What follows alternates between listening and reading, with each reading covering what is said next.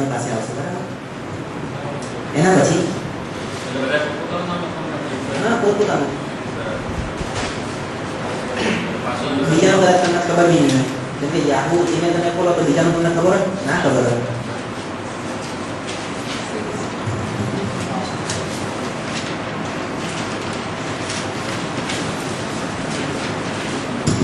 MM મહેતાના એક teacher છે રમીલાબેન બરાબર, એનું બોલું છું.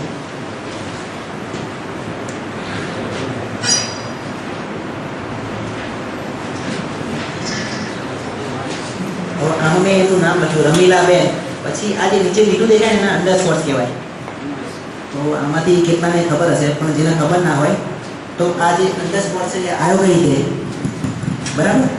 તો જો અંડરસ્કોર લાવો હોય તો શિફ્ટ કરીને તમે ડેશ દબાવશો ને તો અંડરસ્કોર થઈ જશે. જેને ખબર ના હોય નોટ કરી લે, કદાચ કોમ્પ્યુટર પર પહેલી વાર બેસતા હોય તો તમને ખ્યાલ ના હોય બરાબર, તો લખી લેજો, નોટ કરી લેજો. માનો નહીં થાય એવું શિફ્ટ સાથે ડેશ જે પી ની એક્ઝેક્ટ ઉપર આવે, કીબોર્ડ હોય કીબોર્ડ એમાં પી જે હોય છે ને કેરેક્ટર એની ઉપર એક્ઝેક્ટ ડેશ કરીને આવે છે. તો તમે એના શિફ્ટ સાથે દબાવશો ને તો અંડરસ્કોર બની જશે, મતલબ કે લીટો જે વચ્ચે આવે છે એ નીચે આવશે. અહીંયા જુઓ, અહીંયા સામે મેં કર્યું છે રમીલાબેન, પછી નીચે લીટો છે બરાબર.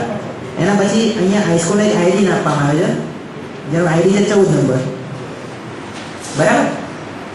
એના પછી તમે માઉસથી યા પછી ટેબથી તમે નીચે લઈ જાઓ, એમાં નીચે છે સેકન્ડલી પાસવર્ડ. હવે હાલમાં બાય ડિફોલ્ટ બધાના પાસવર્ડ જનરેટ કર્યા છે, પણ એ પછી તમે બદલી શકો છો. જ્યારે તમારી પાસે આવે ત્યારે તમે એનો યુઝ કરો, તો જ્યારે તમે ફર્સ્ટ ટાઈમ લોગિન થશો તો તમને બદલવાનો ચેન્જ પાસવર્ડનો ઓપ્શન પૂછશે, તો એમાંથી તમે બદલી શકો છો.